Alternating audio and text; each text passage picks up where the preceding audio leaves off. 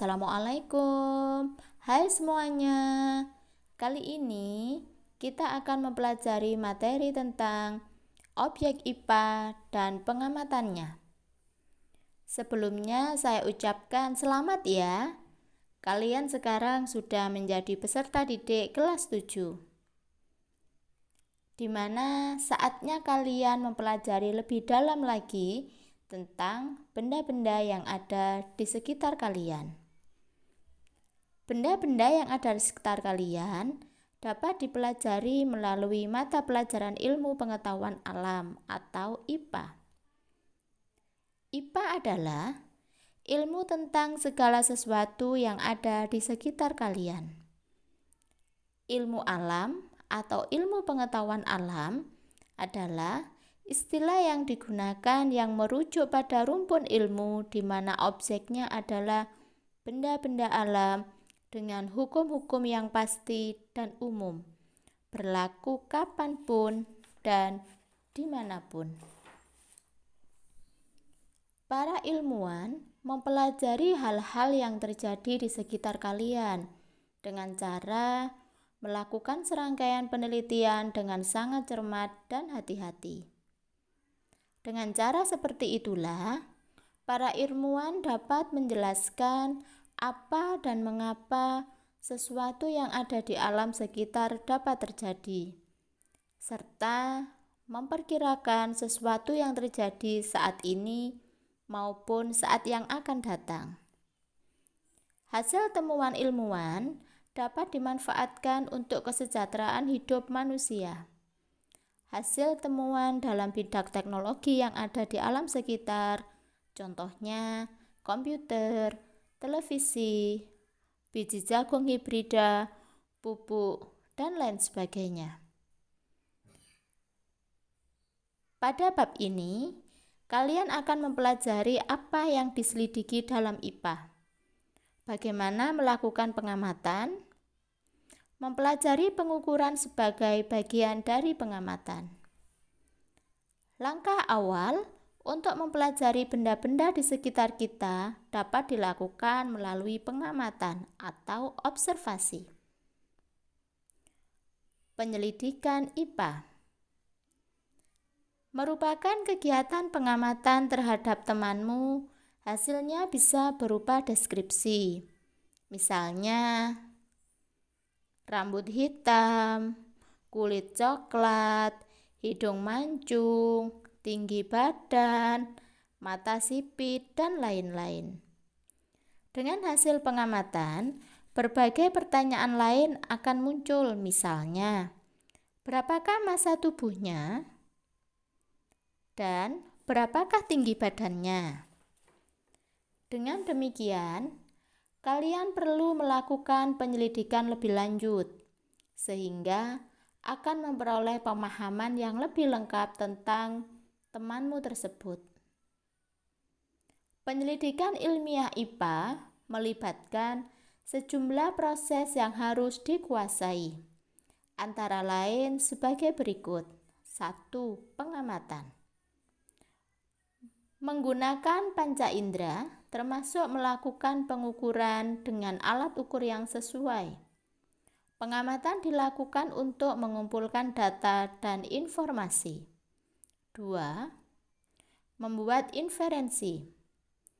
Merumuskan penjelasan berdasarkan pengamatan. Penjelasan ini digunakan untuk menemukan pola-pola atau hubungan antar aspek yang diamati dan membuat perkiraan. 3. Mengkomunikasikan, yaitu mengkomunikasikan hasil penyelidikan baik lisan maupun tulisan.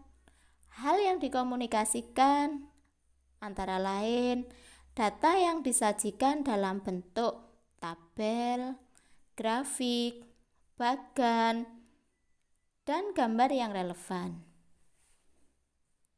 Keterampilan melakukan pengamatan dan mencoba menemukan hubungan-hubungan yang diamati secara sistematis seperti yang kalian lakukan sangatlah penting. Dengan demikian, keterampilan ini kalian dapat mengetahui bagaimana mengumpulkan fakta dan menghubungkan fakta-fakta untuk membuat suatu penafsiran atau kesimpulan. Keterampilan ini juga merupakan keterampilan belajar sepanjang hayat yang dapat digunakan bukan saja untuk mempelajari berbagai macam ilmu, tetapi juga dapat digunakan dalam kehidupan sehari-hari. Kegunaan belajar IPA. Dengan mempelajari IPA, kalian dapat untuk meningkatkan kualitas hidup, misalnya, apakah bunga yang ditanam akan tumbuh? Memahami berbagai hal di sekitar kita, misalnya, mengapa matahari bersinar?